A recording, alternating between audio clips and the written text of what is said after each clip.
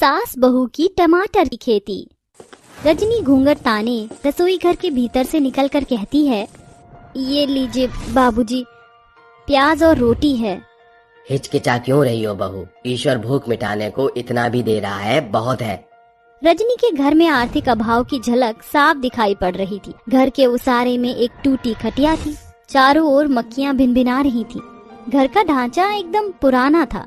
छत के नाम पर टूटी फूटी छप्पर चढ़ी हुई थी और सूती की फटी पुरानी साड़ी पहने रजनी की सास लाली माथे पर हाथ धरकर कहती है, जाने हमको इतना कष्ट ईश्वर क्यों दे रहा है। माँ जी, अगर आज हम दुख सह रहे हैं तो कल सुखी भी रहेंगे, आशा मत खोइए। बहुरिया, जवानी से बुढ़ापा आ गया, ये घनघोर गरीबी देखते हुए बाल भी सफेद हो गए, अब क्या सुख भोगने को मिलेगा। रात होते ही दोनों बाप बेटे घर लौटते हैं और वह खाने की थाली पर बैठे ही होते हैं कि अचानक साहूकार दरवाजा पीटकर कहता है, सोहन, अरे ओ चंपकलाल, कहाँ मर गया? बाहर निकल। क्या हुआ धनीलाल, इतनी रात को क्यों हल्ला मचा रहे हो? वाह जी वाह, अगर मेरे आने से इतनी ही दिक्कत है तो मेरा कर्जा क्यों नहीं लौटा देता। मुझे इस झोपड़ी में आना अच्छा नहीं लगता है, वो भी रोज रोज। तुम जैसे भूखे नंगों की शक्ल देखने के लिए हमें आना पड़ता है। उस रात चारों में से किसी को भी नींद नहीं आती। करवटें बदले हुए सवेरा हो जाता है। जहाँ माधव बड़े बड़े जमींदारों के खेतों में बटाईदार के तौर पर काम करता था, तो वहीं बूढ़ा सोहन जमींदारों के फसलों की रखवाली किया करता था। सासू माँ, घर का सारा कामकाज तो दोपहर तक खत्म हो जाता है, क्यों ना हम भी खेती बाड़ी करें, इससे 4 पैसे आएंगे तो घर का कर्जा उतारने में बाबूजी की मदद कर पाएंगे। पर बहू, हमको खेती का कुछ ज्ञान भी नहीं है और हम उगाएंगे क्या।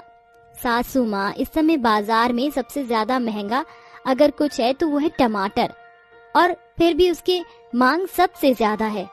पर बहू, हमें तो टमाटर की खेती का कुछ अनुभव ज्ञान भी नहीं, और टमाटर उगाने के लिए जगह भी तो चाहिए। हमारे घर के पीछे जो खाली जगह है वहीं हम टमाटर उगाएंगे। दोनों सास बहू कुदाल के सहारे पूरे मैदान को साफ करके कहती हैं, सफाई तो हो गई, अब हमें टमाटर की खेती के लिए सबसे पहले यहाँ टमाटर के बीज बोने हैं, और उसके लिए ये टमाटर के बीज एकदम लाभकारी और किफायती हैं। बहू, तेरे पास इतने टमाटर के बीज कहाँ से आए? ये वो टमाटर के बीज हैं जो गर्मी से सरगल जाते थे, तो मैं उनके बीजों को धोकर सुखाकर बटोर कर इकट्ठा किया करती थी, क्योंकि मैं जानती थी एक दिन ये जरूर काम आएंगे। शाबाश बहू। हमें पतली क्यारी बनाकर 3 मीटर दूरी पर 2-2 टमाटर के बीजों को बोना है। दोनों कड़ी मेहनत के साथ पसीना बहाकर बीजों की रुपाई करती हैं। फिर तकरीबन 1 हफ्ते बीतने पर टमाटर पौधों को उगता देख लाली खुशी से उछलते हुए कहती है, बहुरिया, सारा काम धंधा छोड़कर जल्दी से यहाँ आ जा। रजनी जैसे ही वहाँ आती है तो वह देखती है कि टमाटर के बीजों में से नन्हे पौधे निकल आए हैं और उन्हें पीले नन्हे फूल खिले हैं। माँ जी, अभी इस टमाटर के पौधे में फल लगने में कुछ दिन और लगेंगे। कुछ दिन और बीतने के साथ टमाटर के पौधे तेज रफ्तार के साथ बढ़ने लगे और उनमें लाल लाल टमाटर उगाते हैं। अरे बहू, जल्दी से टोकरी ले आ।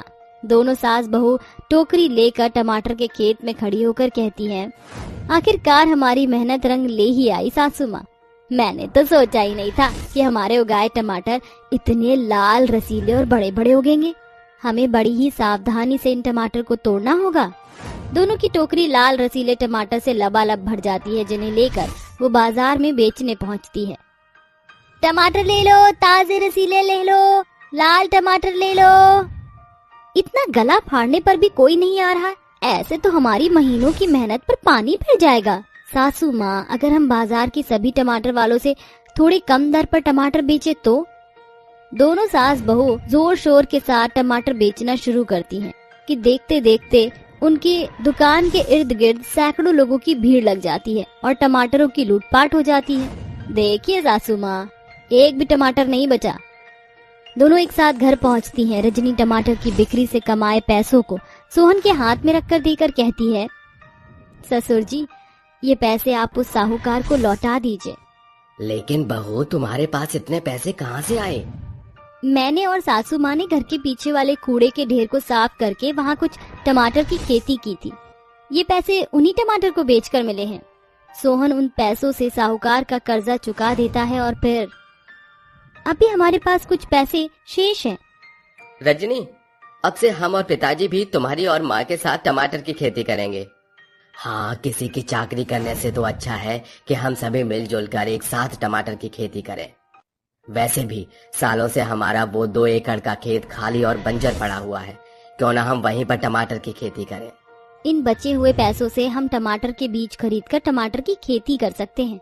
चारों एक साथ मिलकर बंजर खेत को जोत कर कहते हैं, समय इतना कम है और हमें आज ही बीज बोना है। ससुर जी, आप और माधव जल्दी से क्यारियां बनाना शुरू कीजिए। मैं और सासू माँ टमाटर के बीज बोते हैं।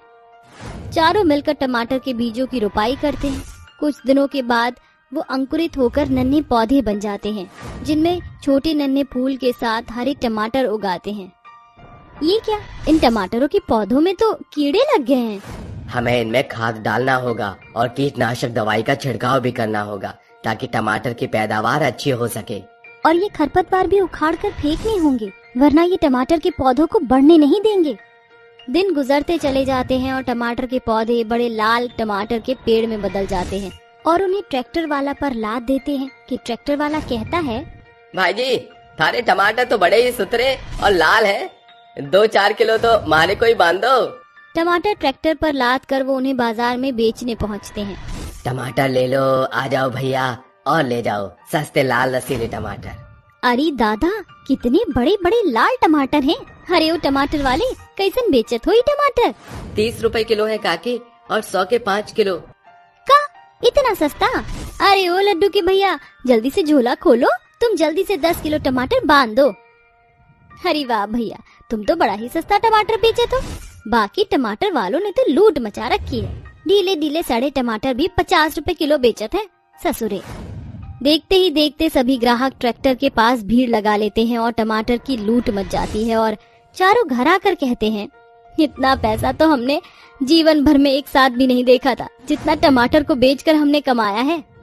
सासू माँ, एक पल के लिए तो मैं डर गई थी कि पता नहीं टमाटर की पैदावार अच्छी होगी भी कि नहीं, पर ससुर जी को खेती बाड़ी का अच्छा ज्ञान होने के कारण अच्छी फसल हुई। मुझसे ज्यादा ये सब तेरे ही सोच का परिणाम है बहू। मैं तो सिर्फ इतना जानती हूँ कि परिश्रम करना हमारा काम है और फल देना ईश्वर का। कुछ ढीले टमाटर अभी बचे, मैं सोच रही हूँ उनसे हम सॉस बनाकर बेचें। बहू, सिर्फ सॉस ही क्यों, टमाटर की चटनी क्यों ना हम सास बहू टमाटर के जूस का ठेला ही खोल दे। और हम दोनों बाप बेटे टमाटर की खेती करेंगे और एक साथ उन्हें बेचेंगे। किसी ने सच कहा है कि एकता में बल होता है और जहाँ कल तक वो चारों कर्ज के बोझ तले दबे थे, उनका एक छोटा कदम उन्हें कामयाबी के शिखर पर लाकर खड़ा करता है। दोस्तों, कोई काम छोटा या बड़ा नहीं होता है, जरूरत है तो सिर्फ रजनी जैसी बड़ी सोच की। उस दिन के बाद से उनकी आर्थिक स्थिति एकदम सुधर जाती है और उनकी खेत के टमाटर गांव से लेकर शहर तक में बिकने लगे थे और अब वो काफी रईस हो चुके थे।